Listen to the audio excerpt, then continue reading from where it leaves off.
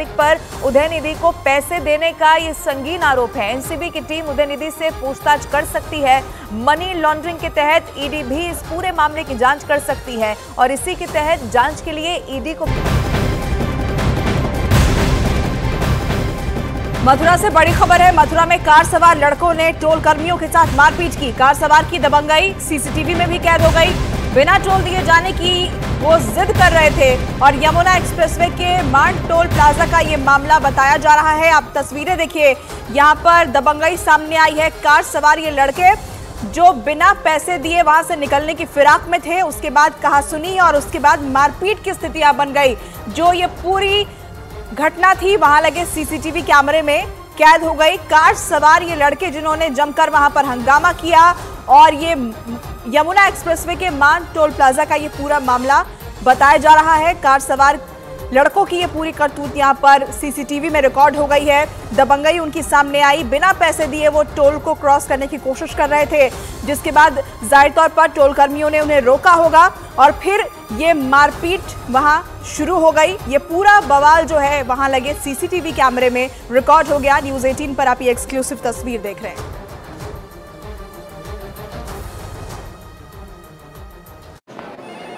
की जा सकती है, ऐसी खबर इस पूरे मामले को लेकर मिल रही है।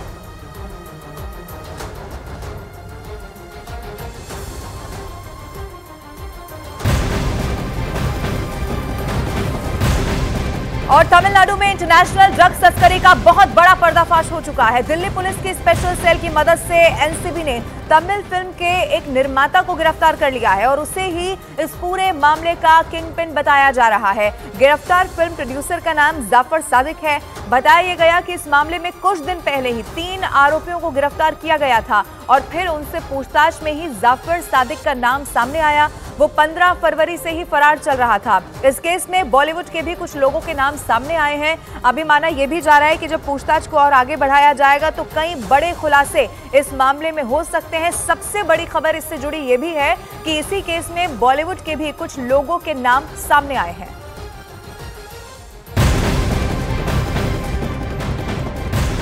और जाफर सादिक से जुड़ा एक और बहुत बड़ा पर्दाफाश हुआ है। Jafar Sadiq 1 kilo drugs supply करने के लिए 1 लाख रुपए लेता था और अब तक वो 4000 करोड़ रुपए के ड्रग्स की सप्लाई कर चुका है। उसने 45 पार्सल ऑस्ट्रेलिया भी भेजे हैं। इससे पहले 2019 में भी ड्रग्स तस्करी केस में उसका नाम सामने आ चुका है। आखिरकार इसकी गिरफ्तारी भी हो चुकी है। ड्रग्स सप्लाई के लिए मोटी रकम लेने का ये बड़ा आरोप है। ड्रग्स रैकेट केस में एनसीबी को कई और भी अहम सबूत मिल गए हैं और इन्हीं सबूतों के आधार पर आगे की जांच पड़ताल की जा रही है। अब तक इस जांच में ड्रग्स रैकेट के एक मॉड्यूल के ऑस्ट्रेलिया में भी एक्टिव होने के सबूत पाए गए हैं। हमारे साथ बात करने के लिए डीडीजी एनसीबी ज्ञानेश्वर सिंह हैं। सर, ये जो फिल्म निर्माता पकड़ा गया है, इसका क्या नाम है और इसका क्या रोल है? इसका पूरा नाम जाफर सादिक अब्दुल रहमान है, जो कि तमिल फिल्म निर्माता है और इसी फिल्म निर्माण की आड़ में ये ड्रग्स का धंधा कर रहा था। पिछले महीने की 15 तारीख को दिल्ली पुलिस के स्पेशल सेल की मदद से नारकोटिक्स कंट्रोल ब्यूरो की ऑपरेशन ब्रांच ने एक ऑपरेशन करते हुए 50 किलो सूडोएफेड्रिन इसकी कंपनी अवेंता के कंपाउंड से बरामद किया था और 3 अभियुक्तों को हमने गिरफ्तार किया था। उनकी पूछताछ से हमें पता चला कि ये किंगपिन है इस गिरोह का और यही सरगना है जो कि ऑस्ट्रेलिया और न्यूजीलैंड इन ड्रग्स को भेजता रहा है। सर, एक राजनीतिक पार्टी से भी इसके तार जुड़े पाए गए हैं। किस पोजीशन पे ये वहाँ पर था और क्या राजनीतिक फंडिंग के भी आपको प्रूफ मिले हैं जिसकी इन्वेस्टिगेशन कर रहे हैं आप लोग? ये अपने आप को deputy head of NRI wing of Chennai waste district DMK party से संबंधित बताता है और प्रारंभिक पूछताछ में इसने पैसा फिल्म इंडस्ट्री में लगाना, होटल इंडस्ट्री में, रियल एस्टेट में और कुछ पॉलिटिकल फंडिंग में भी माना है। सर, हमने देखा कि एनसीबी ने पहले बॉलीवुड पे शिकंजा कसा, कई मछलियां जो हैं वो एक्सपोज हुई हैं। अब टॉलीवुड में आपको लग रहा है कि क्या और भी लोग हैं, क्या फिल्म एक्टर हैं या फिल्म निर्माता हैं या टीवी कलाकार हैं जिन तक इस सिंडिकेट के तार फैले हुए हैं और ये जो अरेस्टिंग हुई है इससे वो लोग एक्सपोज हो सकते हैं? देखिए, जहाँ तक आपने मछलियों की बात की है तो मैं बताना चाहूँगा कि एनसीबी का काम मगरमच्छ पकड़ना है और इस ड्रग के धंधे से जुड़े हुए जो किंगपिन्स हैं उनको एक्सपोज करना है और हम एक पूरी कंप्लीट ट्रेल इसमें वर्कआउट करेंगे।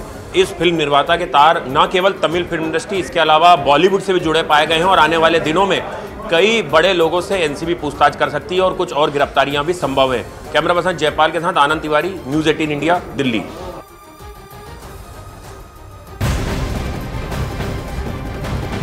और बेंगलुरु के रामेश्वरम कैफे में बम धमाके में एनआईए ने बड़ा पर्दाफाश कर दिया है। जानकारी के मुताबिक आरोपी ने अपनी पहचान छिपाने के लिए बार बार अपना लुक बदला। आरोपी ने जांच एजेंसी और पुलिस को गुमराह करने के लिए 3 बार अपना लुक बदला है। कैफे के सीसीटीवी में आरोपी फुल टी शर्ट में दिखाई दिया, तो बस के सीसीटीवी में आरोपी हाफ टी शर्ट और चेहरे पर मास्क लगाया हुआ दिखाई दिया। वहीं बस स्टैंड पर आरोपी की जो लुक थी वो बिल्कुल अलग दिखाई दी है। एनआईए को शक है कि अपनी पहचान छिपाने के लिए आरोपी ने 3 बार अपना लुक बदला है।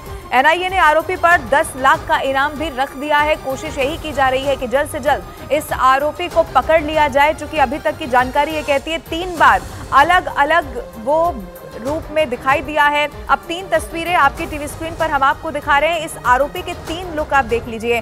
पहली लुक में आपको ये हाफ टी शर्ट में दिखाई देगा और दूसरी लुक जो आपकी टीवी स्क्रीन पर है ये बस स्टैंड की बताई जा रही है, इसमें भी ये लुक बदला हुआ है। और फिर तीसरा लुक यानी कि उस कैफे के बाहर जो सीसीटीवी लगा था उसमें कैद हुआ, इसमें भी हालांकि उसने पूरी तरह से खुद को ढक रखा है, अपना चेहरा वो ना दिखाए इसकी उसने कोशिश की है। लेकिन 3 अलग अलग लुक यहाँ पर पुलिस को गुमराह करने के लिए किए गए हैं और इसी एंगल से अब इस पूरे मामले की जांच आगे बढ़ रही है।